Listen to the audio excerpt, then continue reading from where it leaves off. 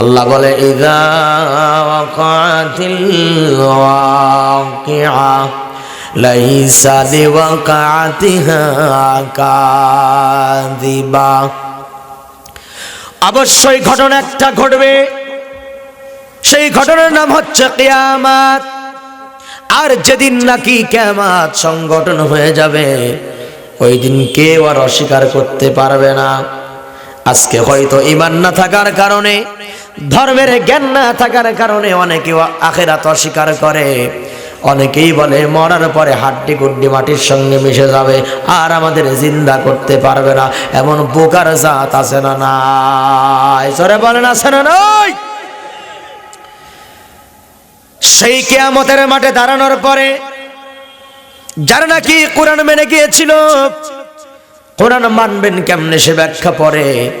যারা আল্লাহর কিতাব মেনে গিয়েছিল, আল্লাহ বলে কিয়ামতের মাঠে দাঁড়ানোর পরে যারা কোরআনওয়ালা, কোরআন মানছে, তাদের কোনো ভয় নাই, তাদের কোনো চিন্তা নাই।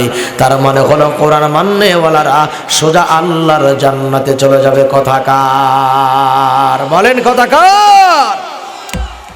এখন বলেন ভাইরা আমার, বাংলাদেশের মুসলমান কোরআন মানে কি মানে না? হ্যাঁ, মানে না? কেমনে মানে? যেখানে মনে চায় সেখানে মানে, যেখানে কোরআন মানতে গেলে ঝামেলা হয় সেখানে মানে না। এমন সুবিধাবাদ মুসলমান আছে না নাই? আল্লাহ বলে না বান্দারে, মন চাই জিন্দেগি করা যাবে না, রব চাই জিন্দেগি করা লাগবে। তোমার মনে যেখানে চাইলো সেখানে মানলা, বাকি জায়গা মানলা না, তা কিন্তু হবে না। খেয়াল করো, এটা আকীদার ব্যাপার। আল্লাহ বলে এমন একটা কিতাব দিলাম তোমাদের জন্য। আল্লাহ পাক কিতাবের ভিতরে বলেন লাকাদ কানা লাকুম ফি রাসূলিল্লাহি উসওয়াতুন হাসানা। খেয়াল করেন, এটা হচ্ছে কাগজের কোরআন, বিশ্বনবী হলো জীবন্ত কোরআন। কোরআন কেমনে মানবা?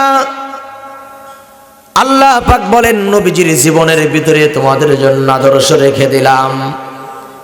একজন ব্যক্তির জীবনে তোমাদের জন্য আদর্শ রাখলাম। মুহাম্মাদুর রাসূলুল্লাহ পড়েন সাল্লাল্লাহু আলাইহি ওয়াসাল্লাম। এই ব্যক্তির জীবন যারা ফলো করবে তাদের জীবনটা ধন্য হয়ে যাবে। কি কথা ঠিক না? হ্যাঁ, নবীজির জীবন যারা ফলো করবে তাদের জীবন ধন্য হয়ে যাবে। এজন্য মুসলমান ভাইয়েরা আমার, কোরআন মানা মানে হলো নবীজিকে মানা, আবার নবীজিকে মানা মানে হলো আল্লাহর কোরআন মানা। কথা ঠিক কিনা? সেই মহামান্বিত কিতাব, পূর্ণাঙ্গ কমপ্লিট কোড অফ লাইফ দা হোলি কোরআন, যেই কোরআন আমার আপনার জন্য পূর্ণাঙ্গ জীবন বিধান। আল্লাহ সেই কোরআনের ভিতরে, সূরা আনকাবুতের ভিতরে মানুষের জন্য আল্লাহ পাক সতর্ক বাণী করে দিলেন, মেসেজ দিলেন আল্লাহ পাক। প্রথম আয়াতের ব্যাখ্যা আল্লাহ পাক দেন নাই, খেয়াল করেন। আলিফ লাম মিম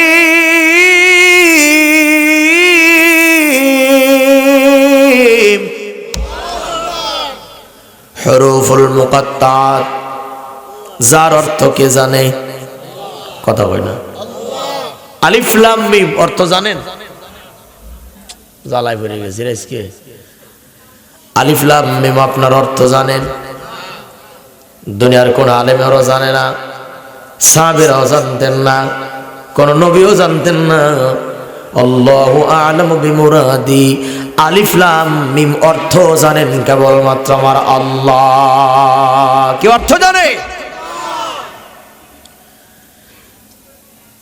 যে অর্থ শুধু আল্লাহ জানে, কোন নবীরাও জানে না, সাহাবীরাও জানে না, মুফাসসিরিনে কেরামগণও জানে না, কোরআনের ব্যাখ্যা যারা করেছে তারাও জানে না।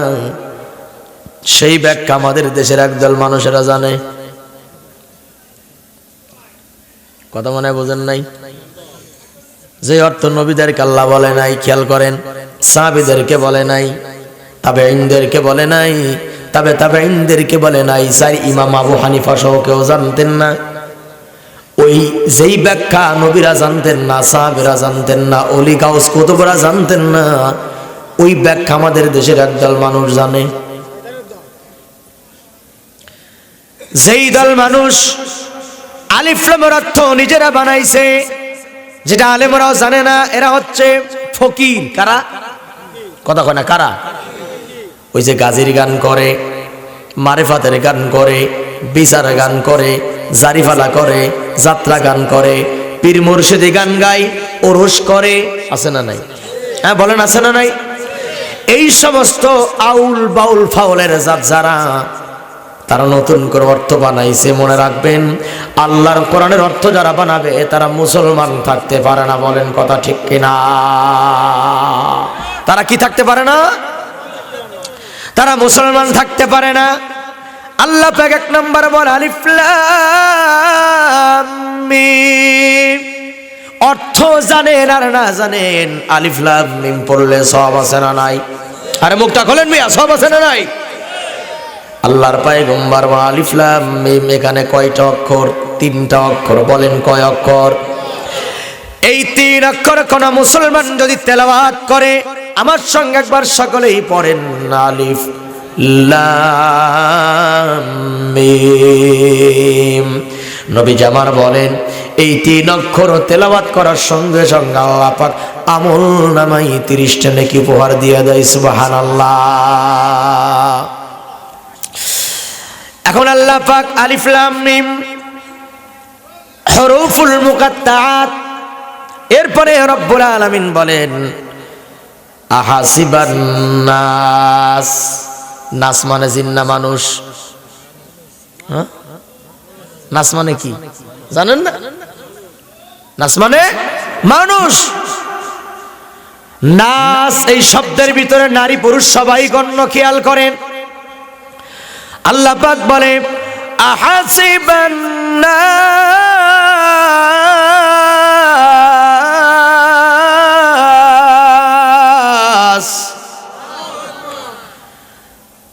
আহাসিবান নাস আইয়ুতরাকু আইয়াকুলু আমান্না ওয়া হুম লা ইফতানুন। আল্লাহ কি বলে খেয়াল করেন, অনেকে ধরা খাবে এখন। আল্লাহ বলে মানুষেরা কি বলে, মানুষেরা কি মনে করে, মানুষেরা কে কথা বলে আমি ইমানদার। মানুষ তো তাই বলে নাকি? কথা কয় না। আমরা নিজেকে কি দাবি করি?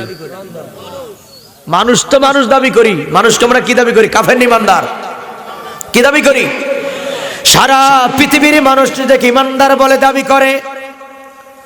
আল্লাহ পাক বলে মানুষেরা কি বলে, লোকেরা কি বলে, আমি আমান্না, আল্লাহর প্রতি ঈমান আনছি। অবশ্যই লোকেরা বলে আল্লাহর প্রতি ঈমান আনছি, সবাই বলে, বলে না সবাই? আট্টশির মুরিদ যারা, তারাও বলে আমি ইমানদার। চন্দ্রপাড়া মুরিদ যারা, তারাও বলে আমি ইমানদার।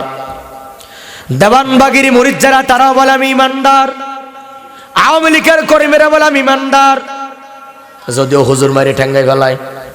কথা কয় না, বাংলা কথা বোঝেন আপনারা? আবার বিএনপির কর্মীরা কয় আমিও ইমানদার, যদিও দুর্নীতি করছে জম্মের করা।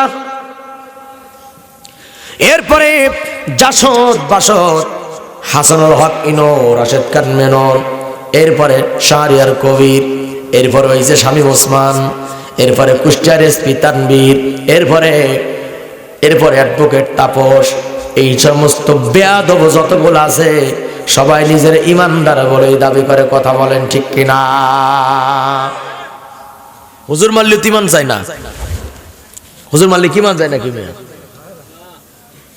হুজুরদের মাহফিল বন্ধ করলে ইমান যায় না? ইমান যায় হলো সিনেমা বন্ধ করলে।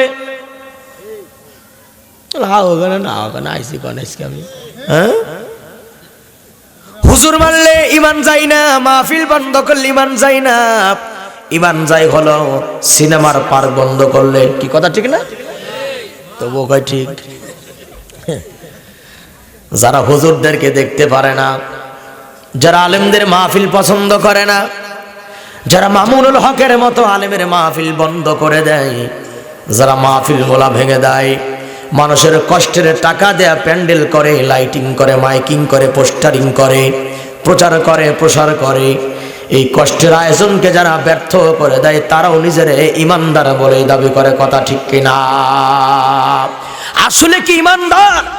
এটা হলো আলোচনার মূল বিষয়।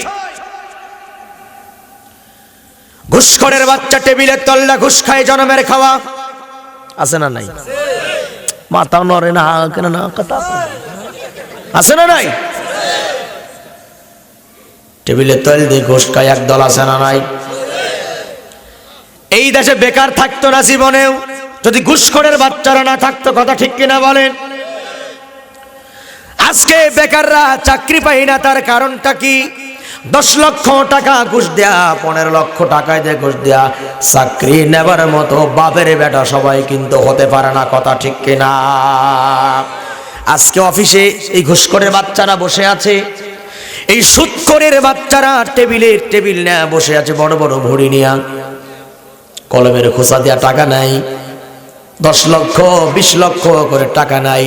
অনেক শিক্ষিত যুবকেরা টাকার কারণে বেকার হয়ে রাস্তায় রাস্তায় ঘুরে বেড়ায়, কথা বলেন ঠিক কিনা? কথা কি অবাস্তব? কথা বলতে হবে, মুখ খোলেন। কথা বাস্তব না বাস্তব জোরে বলেন। আজকে রাস্তাঘাটে মেয়েদের ইফটিজিং করা হয়, ইফটিজাররা ইফটিজিং করে। ইফটিজিং মানে উৎখাত করা। মেয়েদেরকে দেখলে শীষ মারে, মেয়েদেরকে দেখলে চোখ দিয়া মিসকল মারে, বলেন আছে না নাই? হ্যাঁ, কেন মারা হয়? ওই যুবকের কোনো কাম নাই, কাজ নাই, বেকার মানুষ ঘুরে বেড়ায়, আর প্রত্যেকটা বেকারের মাথা হলো শয়তানের হেড অফিস। বেকারের মাথা শয়তানের কি অফিস? Head office. এই বেকার কাজ নাই কাম নাই, মেয়েদের ডিস্টার্ব করে বেড়ায়, কাম নাই কাজ নাই, মাদক খায় বেড়ায়, মদের বোতল খায়, ফেন্সিডিলের বোতল খায়, এমনকি তাচের আড্ডায় জোয়া খেলে, আছে না নাই? জোর বলো, আছে না নাই? এজন্য যদি সুদখোরের বাচ্চারা, ঘুষখোরের বাচ্চারা বাংলার জমিনে না থাকতো, তাহলে একটা বেকারও খুঁজে পাওয়া যাইতো না, কথা ঠিক কিনা? এখন এই ঘুষখোরে যারা, সুদখোরে যারা, এরাও তো নিজেকে ইমানদার দাবি করে, কথা ঠিক না? কি দাবি করে?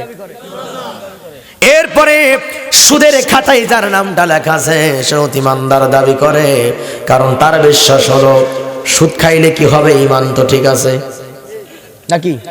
এটা দাবি না সবার?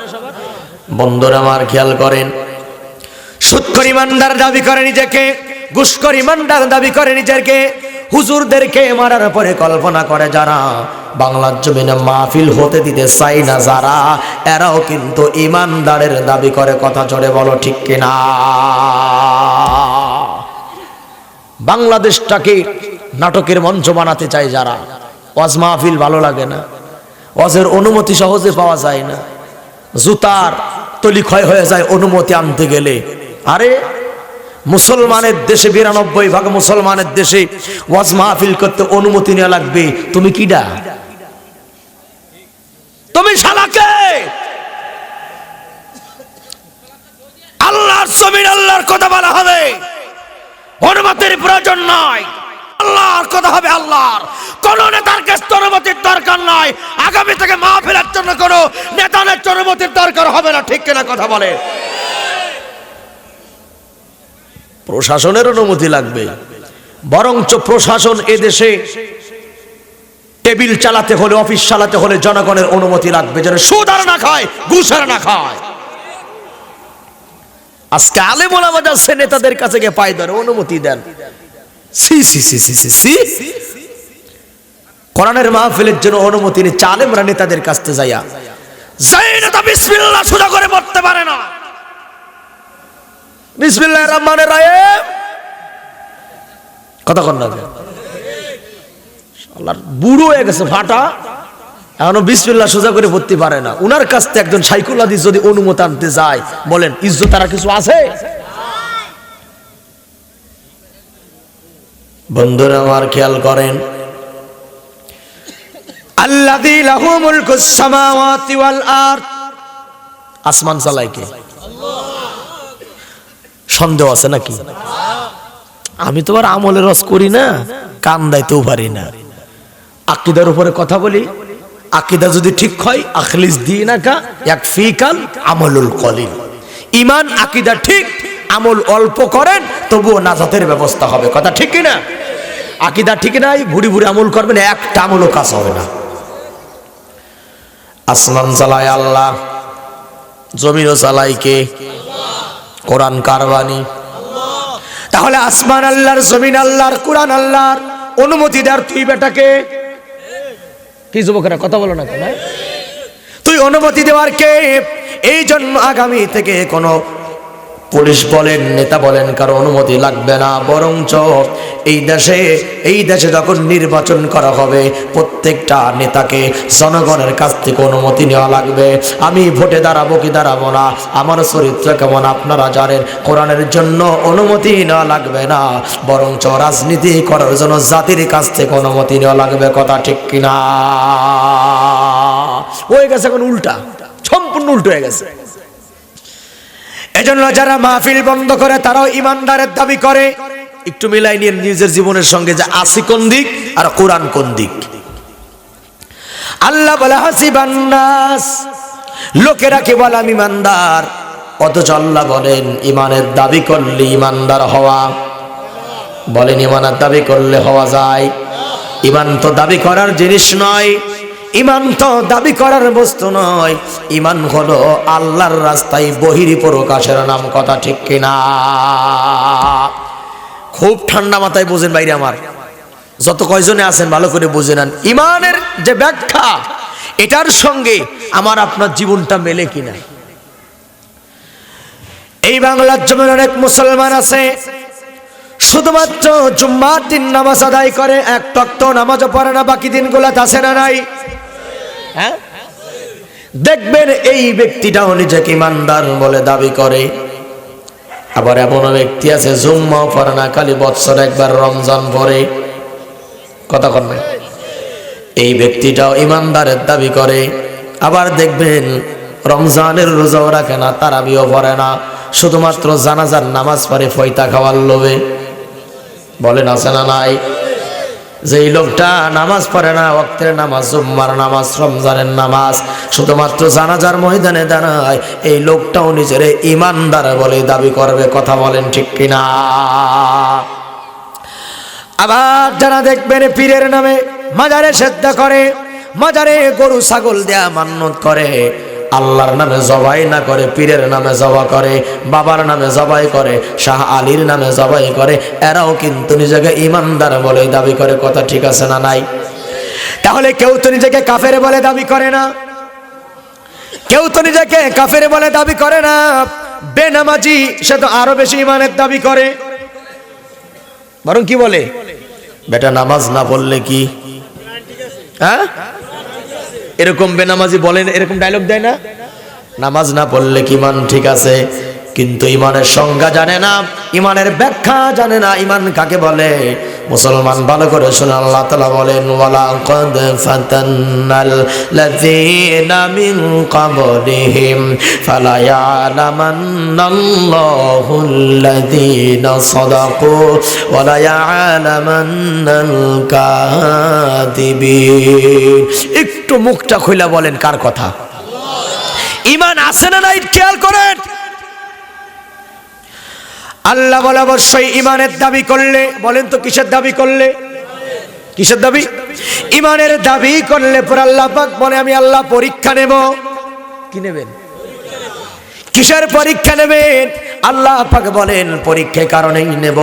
এই যুবক, খাওয়া বন্ধ করে দে, জাগাল আছে গিলে গেলা, খেয়াল করে শুনতে হবে কথাগুলা। রাস্তায় কথা বলে কারা? এই রাস্তায় কথা বলেন কারা আপনারা? এই হয় মাহফিল আসেন, নাইলে বাড়িতে চলে যান। বলছে না মাঝখানে থাকা যাবে না, কথা বন্ধ করেন, রাস্তায় কথা বলবেন না।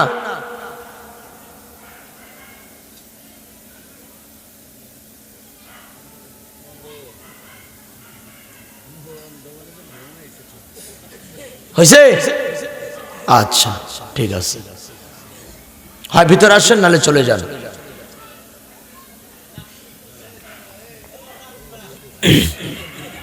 খেয়াল করেন বন্ধুগণ আমার, ইমানের ব্যাখ্যা দিস খেয়াল করেন। আল্লাহ বলে ইমানের দাবি করলে পরীক্ষা দেওয়া লাগবে। বলেন কি দেওয়া লাগবে? পরীক্ষা আল্লাহ পাক এ কারণেই নেবেন, আপনি ইমানের দাবিতে সত্যবাদী না মিথ্যাবাদী।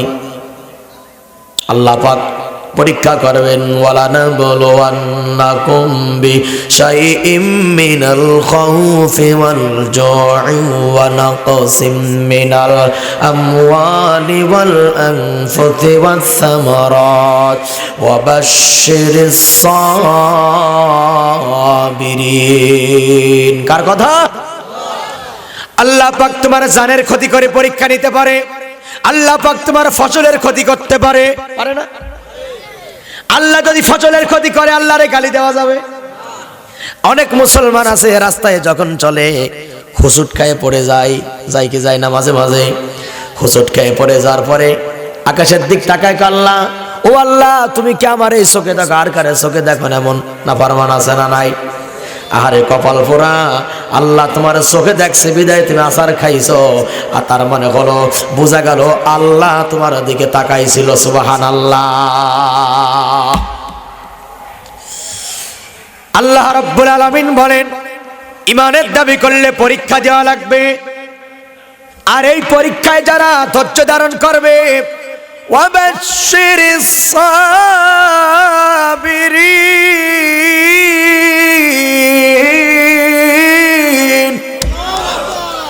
এই পরীক্ষায় যারা ধৈর্য ধারণ করবে ঘাবড়িয়ে যাবে না।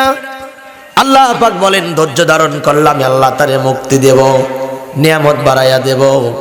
এজন্য ইতিহাস খুঁজে রাখেন, আল্লাহর নবী আইয়ুব আলাইহিস সালাম, আল্লাহ পাক তারে পরীক্ষা নিলেন, তার দেহের ক্ষতি করলেন কিভাবে। আইয়ুব নবীর ইতিহাস আমরা সবাই কিন্তু জানি, মূল পয়েন্টটা বোঝাবো, একটু মাত্র উপলব্ধি করবেন। পায়ের তালু থেকে মাথার তালু পর্যন্ত কিড়াই পোকাই ধরেছে। খেয়াল করেন, এমন কোন জায়গা নাই যেখানে পোকা লাগে নাই, প্রত্যেকটা জায়গার ভিতরে পোকা, পোকায় তারে ধ্বংসন করে, পোকায় তারে কামড় দেয়। জীবনে কোনোদিন পোকারে গালি দেয় না, আল্লাহরে গালি দেয় না। পোকা যখন লাগতে লাগতে নবীর জিহ্বায় লেগেছে, তখন আল্লাহর নবী ডাক দিয়ে কয়, মালিক রে, আমার দেহটা খেয়ে ফেলাক আমার কোনো আপত্তি নাই, কারণ এই পোকার রিজিক আমার দেহের ভিতর আছে, পোকা খাক।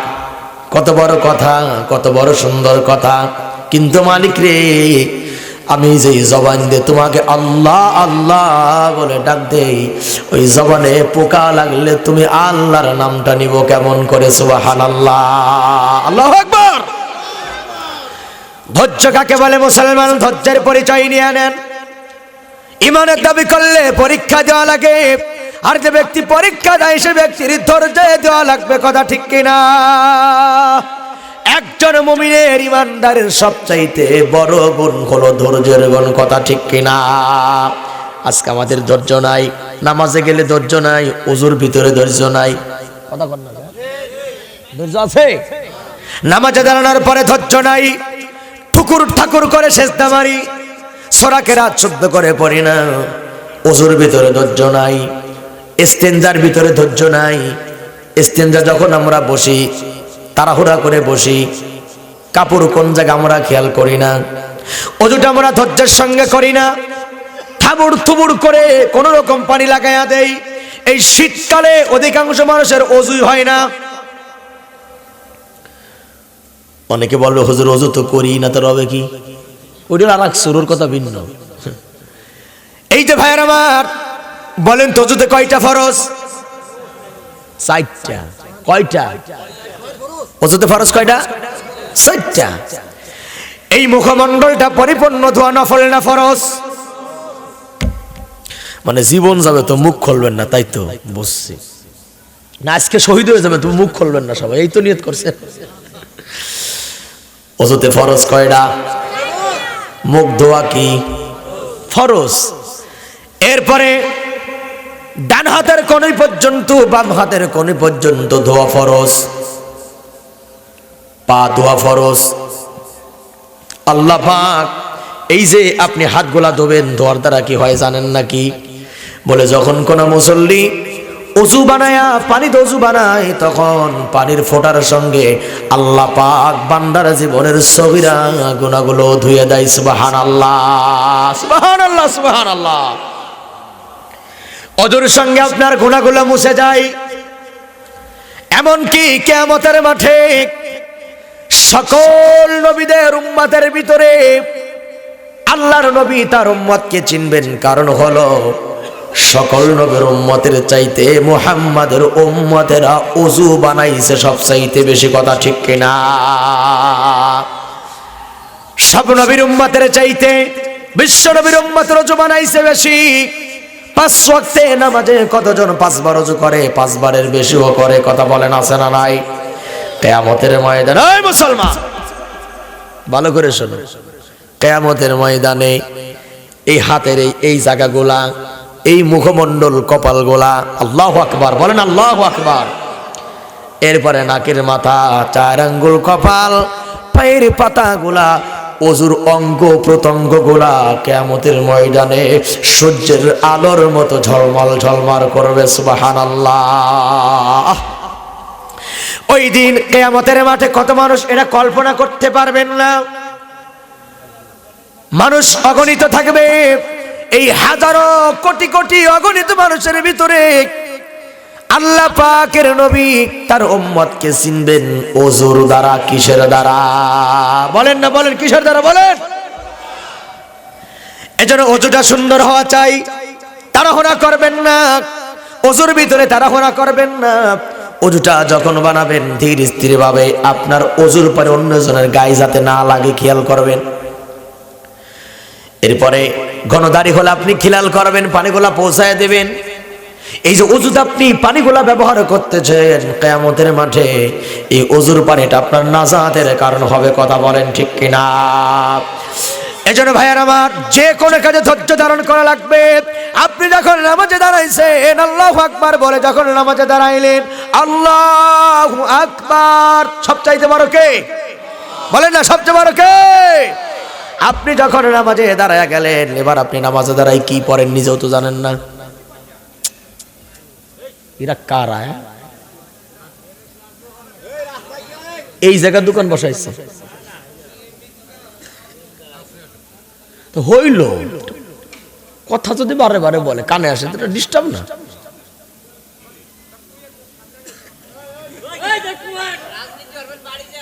মানে কি যে মাইকে কইতেছে হুশ নাই তো।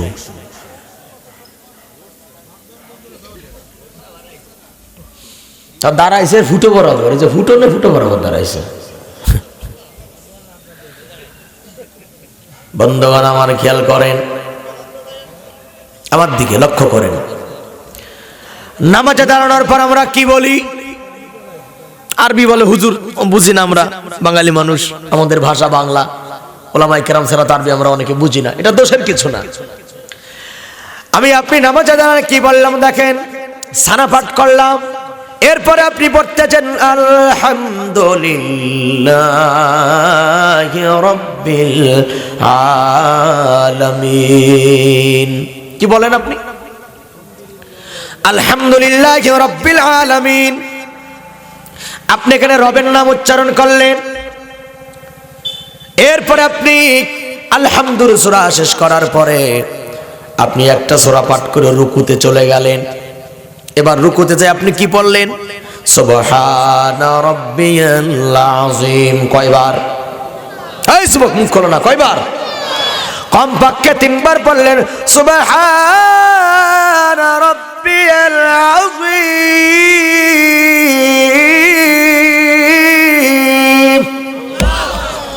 আপনি আল্লাহর পবিত্রতা বর্ণনা করলেন, ঘোষণা করলেন। এখন আপনি এখানে আল্লাহকে রব বলে স্বীকৃতি দিলেন। খেয়াল করেন, এরপরে আপনি রুকুর থেকে যখন মাথা উঠাবেন আপনি তখন বললেন সামিআল্লাহু লিমান হামিদা রব্বানা লাকাল হামদ। এখানে আপনি আল্লাহকে রব বলে স্বীকার করলেন। কি কথা ঠিক না? আবার আপনি এখন কি করলেন? রুকুর থেকে সোজা হয়ে আপনি দাঁড়ালেন, দাঁড়ানোর পরে মাঝখানে আপনি দেরি করলেন, অতিবাদাই করলেন। এখন আপনি সমস্ত অহংকার বিসর্জন দিয়া, আপনি আপনার আমিত্ব বিসর্জনকে দিয়া, আপনি অহংকার বিসর্জন দিয়া আপনার কপালটা নাকটাকে মালিকের কুদরতি কদমে আপনি ঠেকাই দিলেন। আপনি যখন সিজদায় চলে যাবেন, কোন বান্দা যখন সিজদার ভিতরে চলে যায়, তখন বান্দা আর আল্লাহ অতি নিকট হইয়া যায়। এখন আপনি সিজদায় গিয়া কি পড়বেন? সুবহানা রাব্বিয়াল আ'লা কয়বার? আয় যুবক কথা বলো, কয়বার? কমপক্ষে 3 বার আপনি সুবহানা রাব্বিয়াল আ'লা পড়লেন। এখানে আপনি আল্লাহকে রব বলে স্বীকার করলেন। কেন করলেন? তারও কারণ আছে। কারণ ওই রুহের জগতে যখন আল্লাহ পাক সমস্ত রুহ এক জায়গা করে বললেন, আলাস্তু বিরাব্বিকুম, আমি কি তোমাদের রব নই? আমার আপনার রুহু, যারা বিগত দিনে চলে গেছে তাদের রুহু, যারা আসবে তাদের রুহু, সবাই বলেছিল ক্বালু বালা। আল্লাহু আকবার। সকলের রুহু বলেছিল অবশ্যই আপনি আমাদের রব। কথায় কথা ব্যাখ্যা আসে, রব আবার কাকে বলে? রব কাকে বলে? কথা কয় না। রব কাকে বলে? হ্যাঁ, এটা আমরা মোটামুটি জানি। রবের মোটামুটি 4টা গুণ থাকা লাগবে। বলেন কয়টা? ধৈর্যের ব্যাখ্যা, মনের ব্যাখ্যা পরে খেয়াল করেন। রব কাকে বলে মুসলমান শিখে নেন। এ রাজনৈতিক ভাইরা শিখে নাও, আওয়ামী লীগের ভাইরা শিখে নাও, বিএনপির ভাইরা শিখে নাও। কারণ তোমার রাজনীতির ভিতরে যদি আল্লাহকে রবের স্বীকৃতি না থাকে, তোমার রাজনীতি তোমার জাহান্নামে ঢোকাই ছাড়বে। কথা ঠিক কিনা? বলে ওয়াজের মাঠে রাজনীতি করে কে হুজুররা? এখন ওয়াজ যদি হয় 2 ঘন্টা 1.5 ঘন্টা রাজনীতি হতে হবে। কথা আমার বোঝেন আগে। অনেকে বলে ওয়াজে হুজুরা রাজনীতি করে কে? রাজনীতি করার জায়গায় ওয়াজের মাঠ। কারণ জাতি কোরআন সুন্নাহর বয়ান সব জায়গায় শুনতে পারে না। রাজনীতিটা হালাল না হারাম, রাজনীতিটা মুসলমানদের জন্য জায়েজ কি না জায়েজ, এবং রাজনীতি কোন পদ্ধতিতে হবে, রাজনীতির নীতি কেমন হবে, নেতার চরিত্র কেমন হবে, এর প্রত্যেকটা ব্যাখ্যা আমাদেরকে কোরআন সুন্নাহ থেকে ওয়াজের মাঠ থেকে নিতে হবে। কথা ঠিক কিনা? রব বলা হয় কাকে? যার ভিতর 4টা গুণ পাওয়া যায়। বলেন কয়টা? ভাইরা মুখস্থ করে ফেলাবেন। 4টা গুণ যার ভিতর পাওয়া যায় তাকে রব বলা হয়। রব্বুনাল্লাহ, আমাদের রব হচ্ছেন আল্লাহ। আমাদের রবকে। এখন আল্লাহর নাম রব বলা হলো কেন? এটা তো কারণ আছে নাকি ভাই? যুবকেরা ঠান্ডা মাথায় বুঝবা, যাত্রার পাশে দৌড়াবা না। যে কোনো লোক টাকায় দিয়ে ডাকলে মিছিলে যাবা না।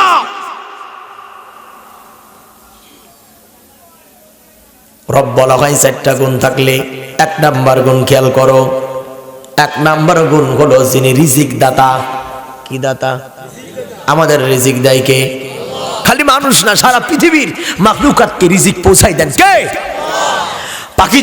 পাখি যখন সকালবেলা তার বাসা থেকে বের হয়ে যায়, এই পাখিটা জানে না রে সারাদিন কি খাবে, সন্ধ্যায় কি খাবে, রাতে কি খাবে। কিন্তু আমার আল্লাহ পাক এমন একজন দয়ার আল্লাহ, আল্লাহ পাক পাখির অজান্তে পাখির জন্য রিজিকের ব্যবস্থা আল্লাহ তাআলা করে রাখে। কথা ঠিক কিনা? এ তো দয়ার মালিক, দয়ার আল্লাহ। আল্লাহু আকবার। আমাকে রিজিক দেয় আল্লাহ, আপনাকে রিজিক দেয় আল্লাহ। রব বলা হয় তাকে। 1 নাম্বার গুণ হলো রিজিক দেওয়ার গুণ থাকা লাগবে। কিসের গুণ থাকা লাগবে? এখন বলেন মুসলমানেরা, আমাদের রিজিক আমেরিকা দেয়, ভারতে দেয়, হ্যাঁ, আমাদের সরকারে দেয়, এমপি মন্ত্রীরা দেয়। ওরা তো দেয় না, বরঞ্চ জনগণেরটা জনমের মতো চুরি করে খাচ্ছে। কথা ঠিক কিনা? চোরে ভরে গেছে দেশটা। এই চোরদের মুখের মানবতার কথা শুনতে আমাদের ভালো লাগে না। এজন্য নেতা খাওয়ায় না, নেত্রী খাওয়ায় না, খাওয়ায় কে? রবের 2 নাম্বার গুণ হলো আইনদাতা। কি দাতা? আমরা কোনো মানুষের আইন মানব না, আমরা কোনো মানুষের বানানো আইনকে তন্ত্রমন্ত্র মানতে পারবো না। আইন তৈরি করবেন তিনি, মানুষ তৈরি করেছেন যিনি, কথা ঠিক কিনা? আর রহমান আল্লামাল কুরআন খালাকাল ইনসান আল্লামাহুল বায়ান।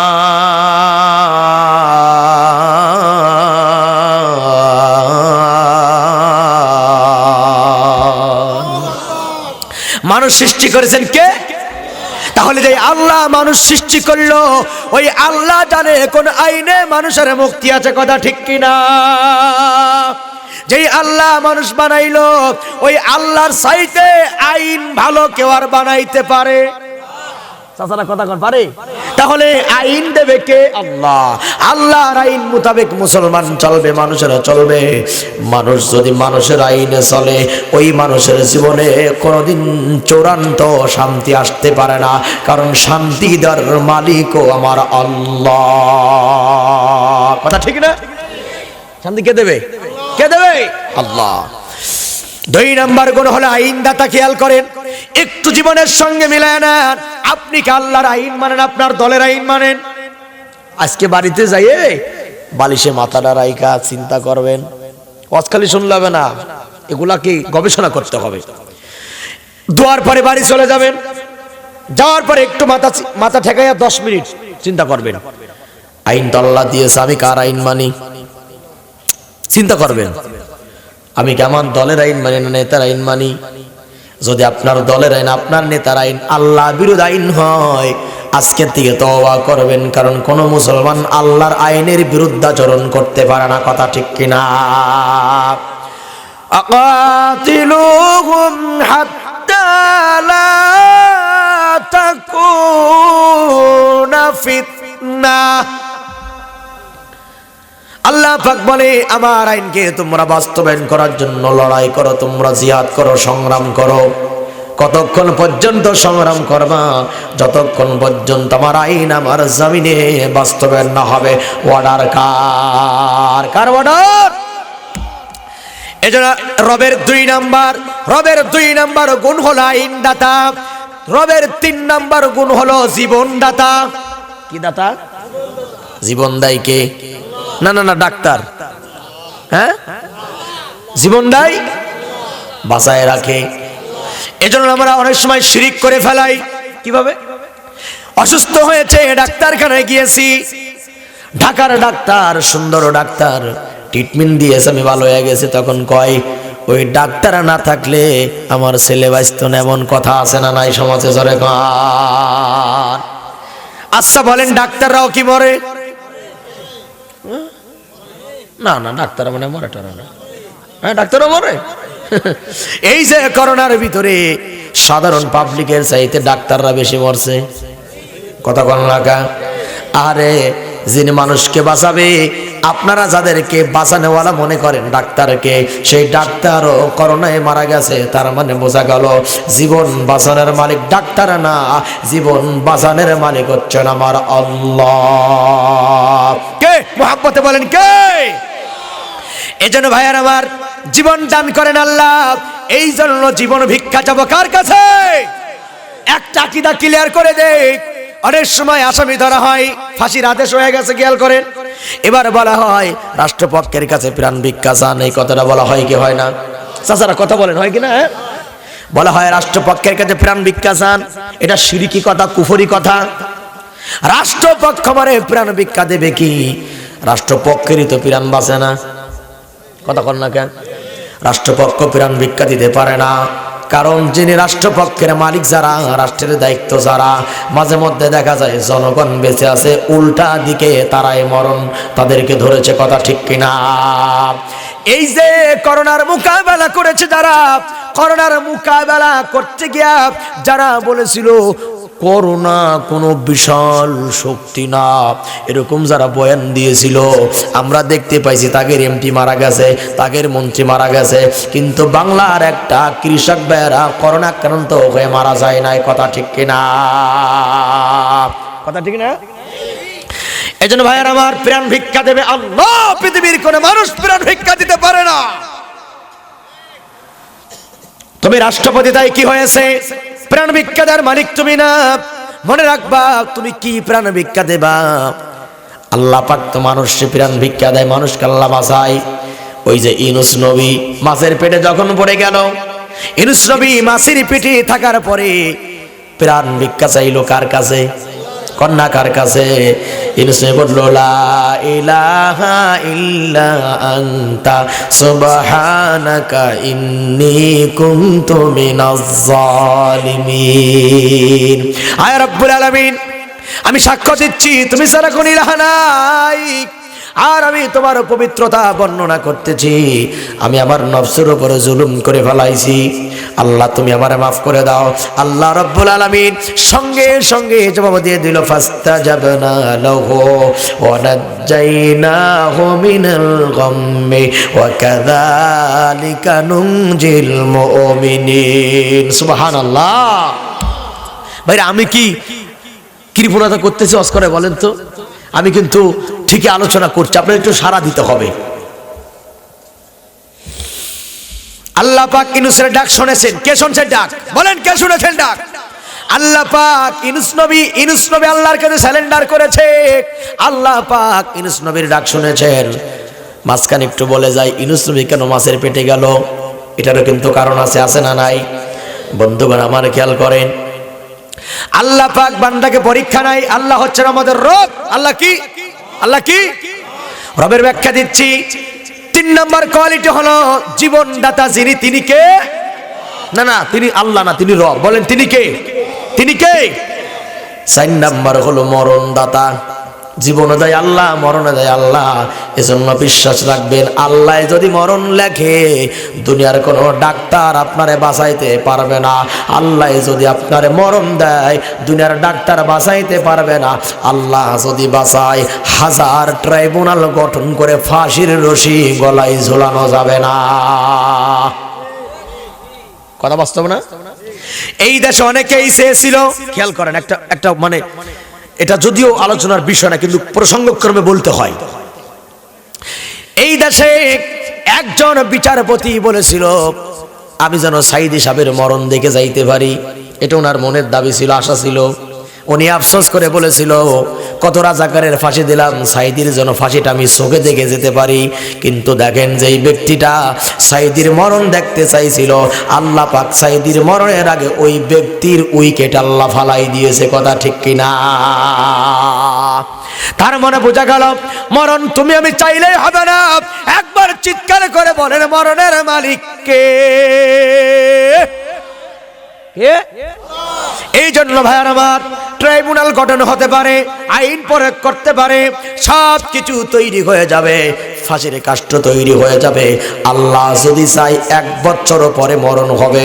খোদার কসম করে বললাম, 1 সেকেন্ড আগেও মরণ দিতে তোমরা পারবা না। কারণ মরণের মালিক দুনিয়ার সরকারকে। চিৎকার করে কন কে? এই বিশ্বাস কত পার্সেন্ট?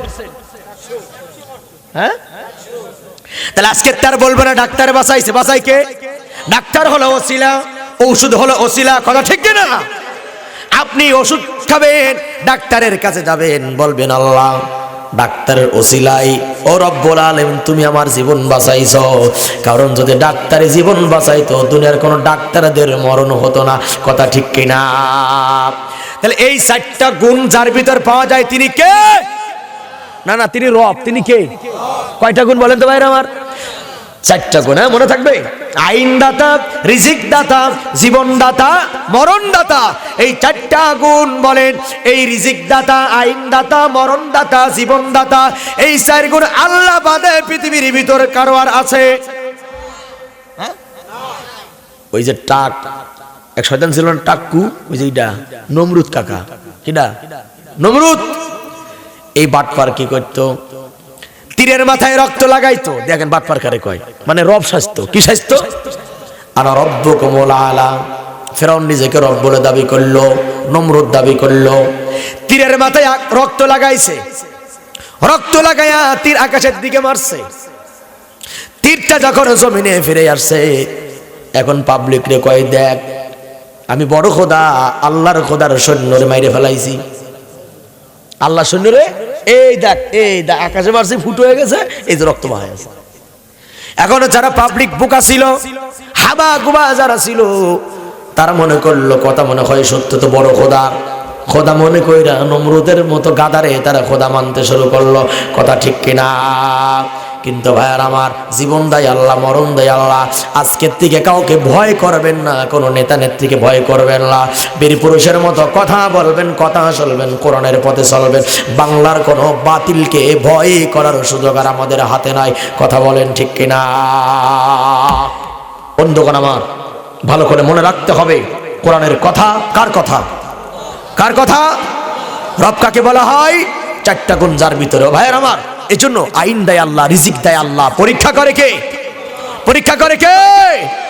আল্লাহ। আইয়ুব নবীর শরীরের সব জায়গাতে পোকা, আল্লাহর গালি দেয় না। আহা, কত বড় ধৈর্যের পরিচয়। আল্লাহ রাব্বুল আলামিন আইয়ুবের বক্তব্যটা কোরআনুল কারীমের ভিতর তুলে ধরল। ওয়া আইয়ুবা ইয নাদা রাব্বাহু ওয়া আন্নী মাসসানিয়াদ দুররু ওয়া আনতা আরহামুর রাহিমিন।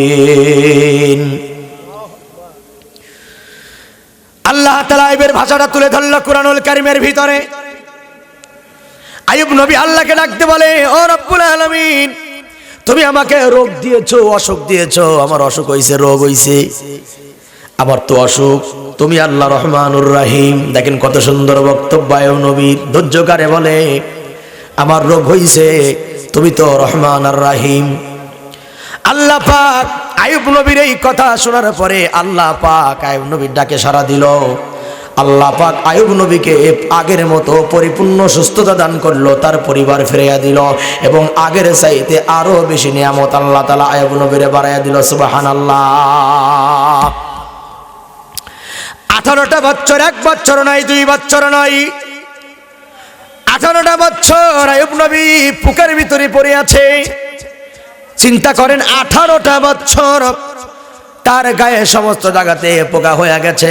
আল্লাহরে গালি দেয় না, ধৈর্যচ্যুত হয় না, ধৈর্য ধারণ করে আছে।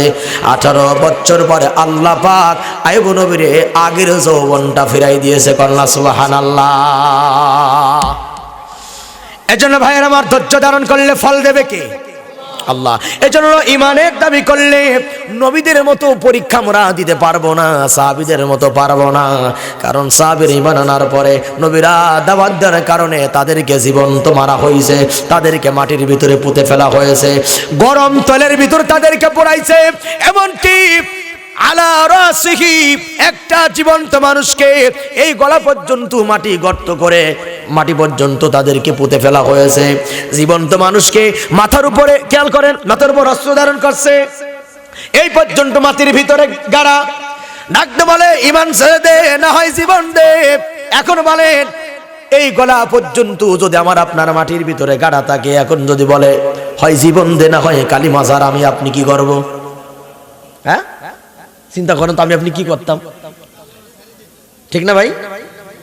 এজন্য ভাইয়ার আমার, কিন্তু আল্লাহর বান্দারা কালিমা ছাড়ে নাই, মাথার উপরে করা। তারপরে তারা বলেছে, একবার যখন কালিমা পড়েছি, জীবন যাবে, কালিমা ছাড়বো না। কারণ জীবনের চাইতে কালিমার দাম তাদের কাছে বেশি ছিল। কথা ঠিক কিনা? ঈমান কাকে বলে? ধৈর্য কাকে বলে? তারা ইমানের কারণে জীবন ত্যাগ করেছে। আর তুমি ইমানের কারণে দল ত্যাগ করতে পারো না, নেতা ত্যাগ করতে পারো না। তোমার আমার কাছে দল বড় হয়ে গেল, নেতা বড় হয়ে গেল। নেতার বিরুদ্ধে কথা বললে তোমার গার ভিতরে ফোঁস ফোঁস করে, তোমার গার ভিতরে জ্বলে।